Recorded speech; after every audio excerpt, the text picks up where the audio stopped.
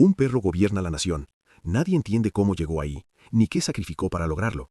Nació en las calles durante 2010, entre abandono, frío y una ciudad indiferente. En 2015, una protesta lo alzó como símbolo vivo contra la corrupción humana. Para 2018, las redes lo transformaron en fenómeno político imposible de detener. En 2020, ya presidente, el país duda si gobierna a conciencia o simple proyección colectiva. Entonces, los archivos revelan algo inquietante. Nunca gobernó solo, y aún no ha terminado.